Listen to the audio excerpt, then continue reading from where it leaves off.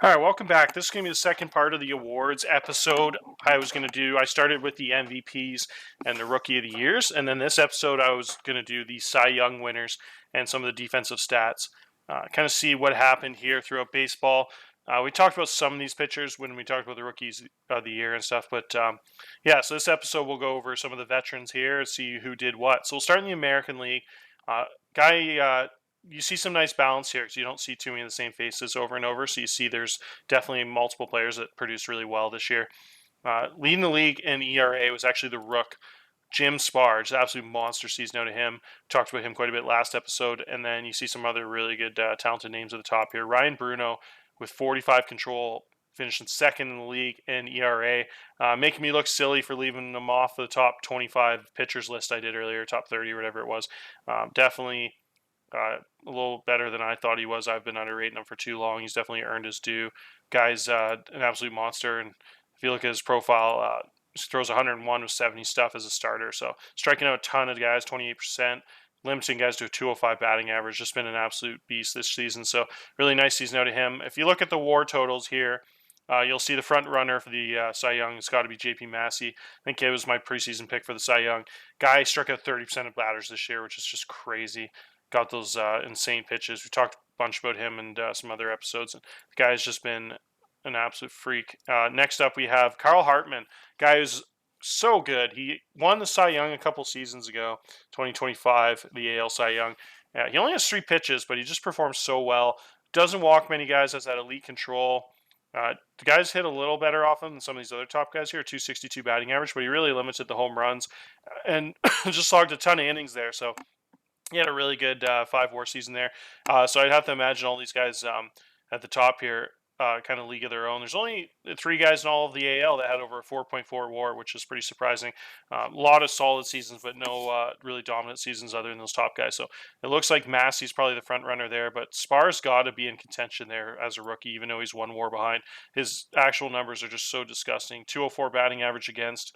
You only let up 0.8 home runs in one of the toughest stadiums to prevent home runs in there in Camden. So he walked 10% of guys, struck out 26. So if you compare that to Massey, he only walked 5.8 and struck out 30. So Massey actually had some freakish numbers. So he'd probably be the front runner there. But Spar, as a rookie, just really impressive too. So guys, a couple guys are really good there. And like I said, Hartman's in the running too for sure. And JT Ginn had a monster season too. The guy struck out 23% of guys, a little lower than some of those other guys in this list, but he also only walked 5, limited batters pretty well there, 3.6 FIP. So he had a really nice season there too in Texas. And then Cleveland, you had Billings really step up there and turn into one of the better pitchers in the AL. Also, guy limited batters, 227 batting average, struck out quite a bit of guys. Had pretty good numbers all across the board, 0.9, 7, and 22. Really nice ratios.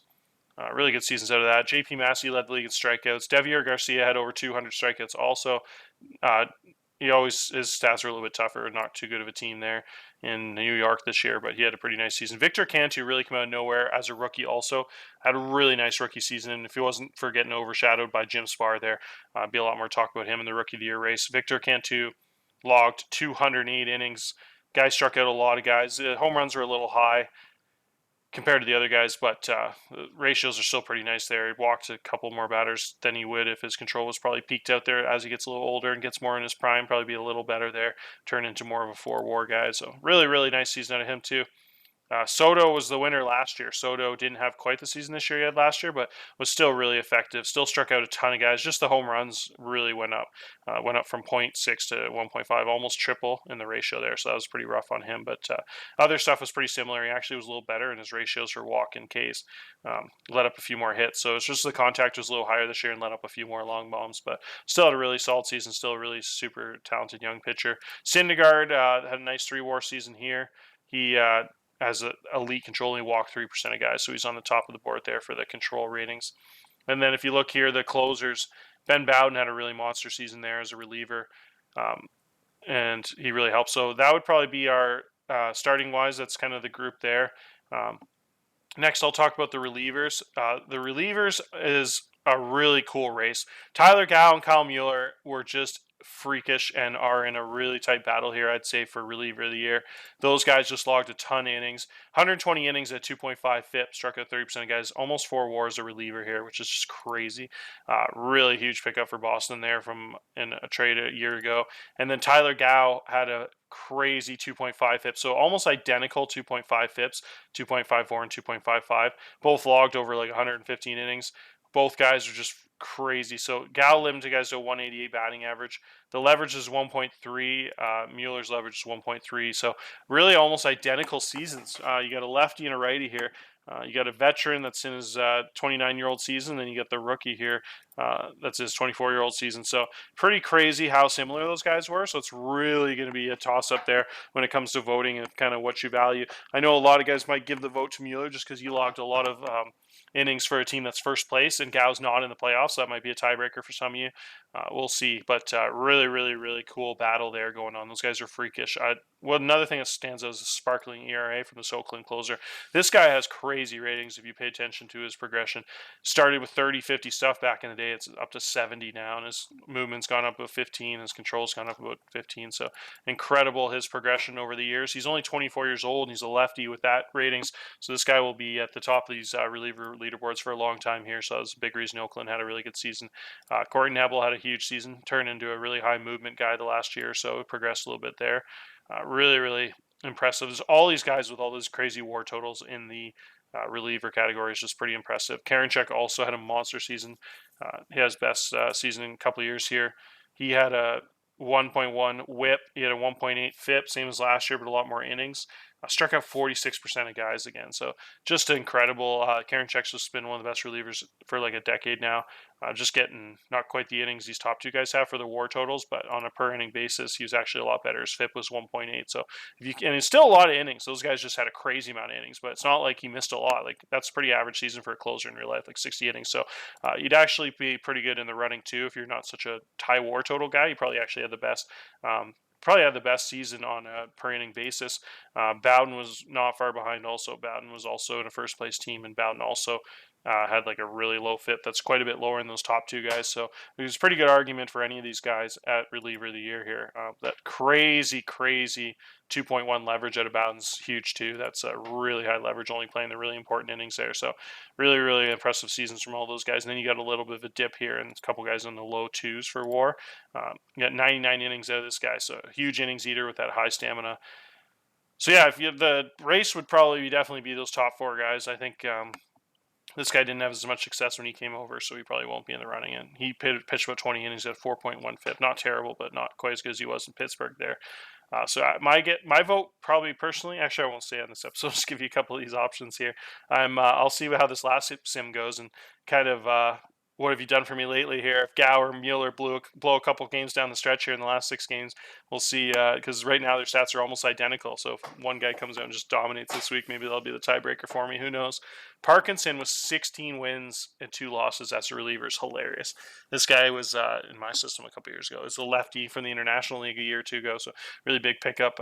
Hilariously good season there. So 10 losses out of this reliever. Oof. Voodoo's having a tough season, so 20 saves, but quite a bit of blowing ones there with 10 losses. And as a closer, we'll shout out to the guy that led the league in saves here. Taylor is one of my favorite players in the league. A really, really amazing lefty. It's just had back-to-back good seasons, so it's really, really consistent over the years. Always one of the best players. So that'll be it for the American League. The National League we will talk about here. The National League you have. We'll go back to starters here. National League, you have a couple really elite players at the top there. You got Kyle Wright's just been freakish. Moore-John had a monster season. Gaston had a huge season. Manning had a huge season. Patino. Barriere we'll talk about later in the relief pitcher runnings. I think it's pretty obvious about him. But yeah, if you look at Kyle Wright, led the league in WAR here. Kyle Wright had a 25% strikeout rate, only walked 5%. He had a 3.09 FIP, almost 200 innings logged. Probably has one more start here. So really, really big season out of him. He was really impressive this year. I don't think has won a Cy Young yet, so he's had a lot of really good seasons, and he's up to 41 career WAR. And he led the league in innings and WAR that season in 2023, but actually didn't win the Cy Young that year. So this guy is due for a Cy Young. So I think it'd be cool to see him win, but also not far behind is another guy that hasn't won one yet, Morjon. Morjon is 28 years old, has 24 career WAR. This guy is just a beast every year, and a pitcher's park or a park that's really hard for pitchers to pitch in. Big hitters park in Cincinnati there, and he just constantly puts up elite stats. So this guy is just one of the best of the best. If you look at his stats here, 27% strikeout rate from pitcher, 3.46 FIP. Really big season out of him. So those two guys are just right at the top there, those leaderboards. You also have Sandy Gaston here, 2.7 ERA, 3.08 FIP. Huge strikeout numbers. The guy has 5.5 WAR, has another start in him, it looks like. Guy's only hitting 200 off him. Really, really explosive arm there. Really impressive. Matt Manning was a huge free agent pickup. Just an absolute incredible season out of him. 26% strikeout, 7% walk. See some similar ratios here. The guys hit 233 off him. Over 5 WAR. Just a big season out of another guy who's playing in a ballpark that the hitters do pretty well in, so another impressive season out of him too. And then the always impressive Louis Patino is just always up here in this leaderboard for WAR, always getting 4 and 5 and 6 WAR seasons. Guy is so impressive with his home run neutering there. You see 0.3, 0.5, just incredible how he lets such little home runs up. And he actually had a really good 8.7% walk ratio this year, which is pretty impressive for only having 50 stuff. The guy's just incredible. So every year he's just consistently up there, really doing well. And you also have some pretty big seasons out of Jack Flaherty here, 4.6 WAR there. Also, you got 21 win season. Took a while for us to mention this, but Jose Vasquez had a 21 and 2 record. The guy had a 3.5 FIP, so he's definitely in contention too. Doesn't have quite the WAR total of those other guys because his strikeout percentage wasn't quite as high. Isn't quite as impressive as stats on the boot, but you only walk 5% of guys. The guy had 21 wins, just incredible. I love looking at the game logs for these guys that have like 21 wins. If you look, so he's only lost the entire season, 5.1 innings, 4 earned runs, 5.2 innings, 2 earned runs. So he probably shouldn't have even lost that second game, a 2-1 game. So essentially, if you look at his earned runs throughout the entire season, pretty much the only times he really deserved to lose were probably this Toronto game. They somehow won 12-11. That probably should have been a loss. This game was pretty rough too. 5 innings, 4 runs. Not that terrible either. Every other start though has just been so impressive. You get earned runs in starts 2, 1, 1, 0, 1, 0. Just incredible. Had a huge string here of 6 innings, 2 runs, 2 runs, 2 runs. So really, it's just that 1 5-run game. This game was 5 innings, 4 earned runs. That was kind of iffy. And then another 5 innings, 4 earned runs was the loss. So essentially, just puts itself in a position to win every single game. Since in this game too, 3 innings pitched, 5 earned runs. Probably could have lost that one. They did lose on the decision, but really essentially just started like almost 30 games and just put his team in a really good position to win like 24, 25 of those games. So just incredible season out of him too. So really cool to see another 21 game winner. Hasn't been too many of those in TLG. Morjon actually led the league in innings pitched. Nate Pearson yet again led the league in strikeout percentage as a starting pitcher, 31% there. Just about let up quite a bit more home runs this year, which is why he isn't quite as high in the WAR total. The ratios, if he let up like 1.1 or 1.0, he probably would have been right at the top there at like 6 WAR. So that was the only difference here, is he probably let up a few too many home runs to win that award this season. But really, really impressive. This guy was awesome too in St. Louis, almost 4 WAR for Loki there. So a bunch of really, really good pitchers in the NL here. Escada's always been really good. He had a huge season, 3.4 FIP. He had only a 4% walk percentage, which is crazy, and actually struck out a ton of dudes there for his ratings. That's actually really impressive. So, yeah, another really good season out of him. So, if I'd have to say, I think it's time here.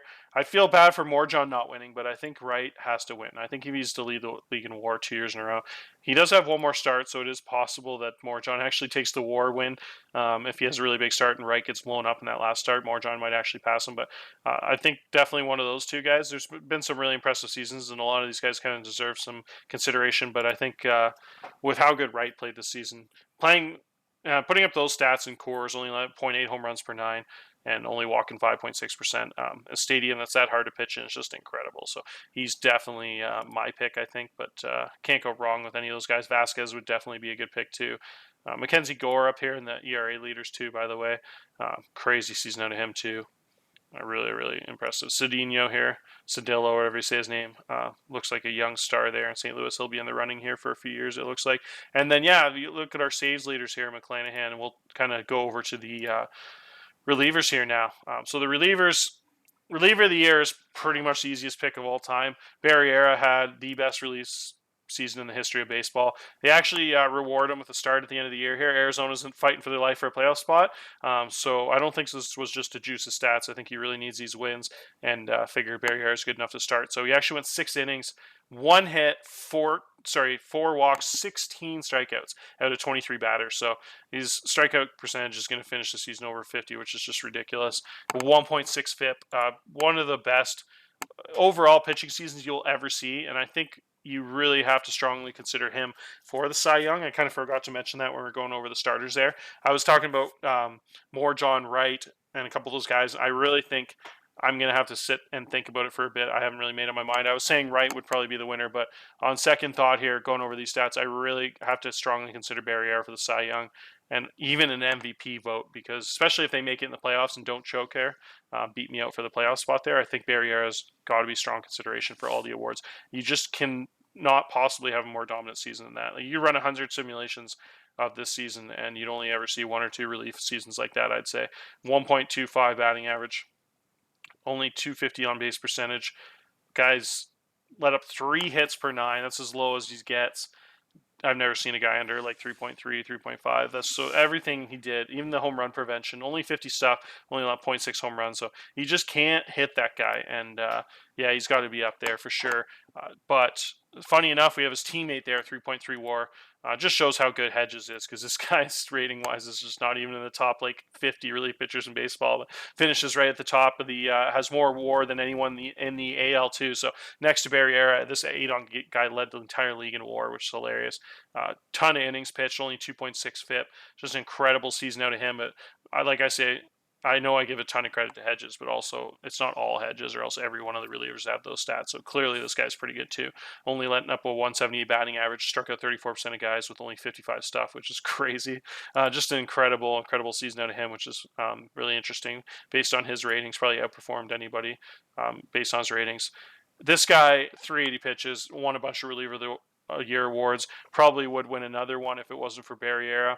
This guy let up a few more home runs this year and struck out a few less than he has last year. So his numbers weren't quite as impressive as last year, but pretty damn close. This guy's just been absolutely incredible his whole career. And if I'm reading that right, that's saying he guy's only batted 136 off him. So essentially, other than the home runs, you just can't really hit this guy at all. He's just lost a few more games than normal based on the home runs he let up. But just an incredible talent there.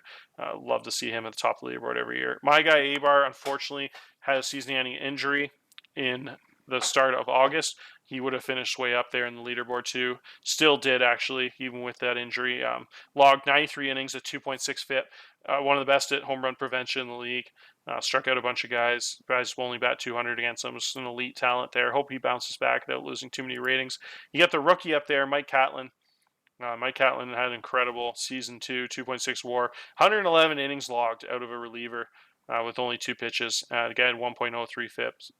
Whip, with 3.3 FIP. So let up a ton of home runs in Colorado there, or else these numbers would be more outrageous. Wouldn't be surprised if he limits that to like 1.2 next year, 1.3, and has like a 4 WAR season. I think this guy's going to be the top of these leaderboards for a long time there. One of the best pitchers in baseball, and lefty with that kind of ratings. It's just outrageous. Can pitch to both sides of the plate really well. That's the thing about those lefties. He's not like a fastball slider guy.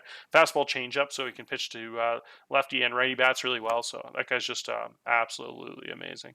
And then you have Gallardo here for Washington. Had a pretty nice season too. Logged 84 innings, struck out a ton of guys. You see a bunch of other guys at these top of these leaderboards too. We'll talk about what we kind of missed. Wins wise, you get Aiden Hauser, had a big season, 3.7 FIP. Can never underestimate guys that have a ton of wins like that, 12 wins out of reliever. You get another Arizona reliever up here with a 2 WAR season, kind of crazy. 1.8 ERA, 2.8 FIP. Really impressive. Guys only hit 180 off him. So they got the high movement lefty there with 3 really good pitches. Really nice season. And McClanahan, I haven't mentioned yet, led the league in ERA and the NL for relievers. Really impressive season there. 1.5 ERA is just insane. 2.9 FIP, 25% strikeout rate. Only walked 8% of guys, and the home runs are really limited there. So really impressive season out of McClanahan too. And then Butcher, another St. Louis guy, is up right up here with the ERA. Huge season out of him too, 1.99 ERA. So a couple guys in St. Louis there are just incredible sub-2 ERA seasons, which is really impressive.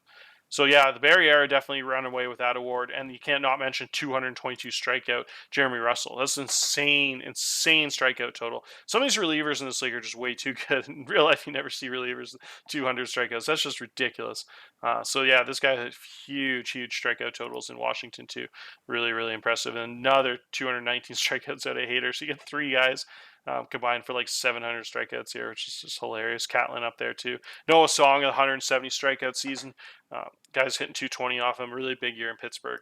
So yeah, really freakish group here. And I didn't mention my guy who actually might have had as good stats as anybody. Guys hit 150 off him.